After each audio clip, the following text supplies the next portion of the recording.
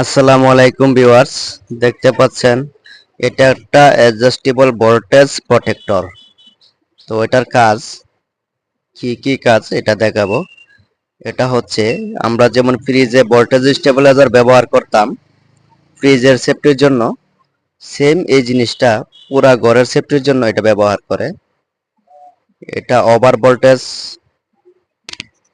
Low voltage সবকিছু protection দেয়। তো আমি আপনাদেরকে কানেকশন দিয়ে সিস্টেমটা দেখাবো। তো এটাতে এখন পাওয়ার দিব, দেখুন আপনারা, এই যে পাওয়ার চলে এসেছে। এখানে মেইন ইনপুট দিলাম, মেইন লাইন, এদিকে আপনার আউটপুট হবে নিউট্রাল আর এল লাইন।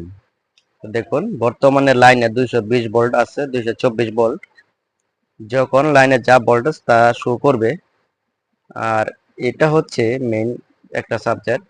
এখানে আপনি আপনার ঘরে যত এম্পিয়ার লোড সেট করে দিবেন, যত ভোল্টেজের সেট করে দিবেন, যে লো ভোল্টেজ হলে ট্রিপ করবে, ওভার ভোল্টেজ হলে এটা ট্রিপ করবে, তততে এটা দিতে পারবেন। ওই যে দেখুন আমি সেট করি, এটা হচ্ছে ওভার ভোল্টেজ। ওভার ভোল্টেজ কত? 270।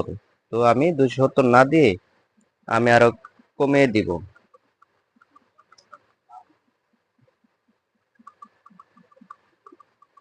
ওভার ভোল্টেজ আমি 250-এ দিয়ে দিব।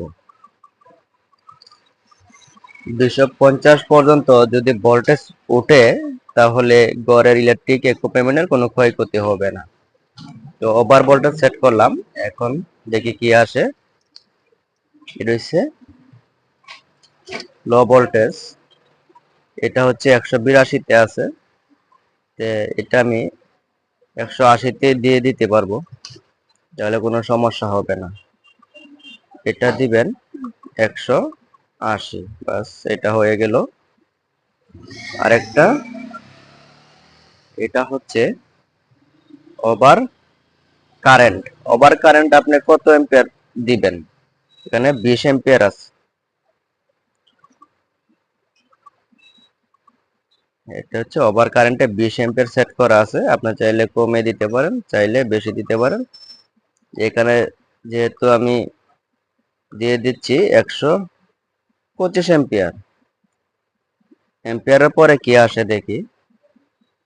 এটা হচ্ছে ফেজ লাইন। এটা হচ্ছে ফেজ লাইন, 20-এর থেকে নিচে নেমে গেলে এটা টিপ করবে।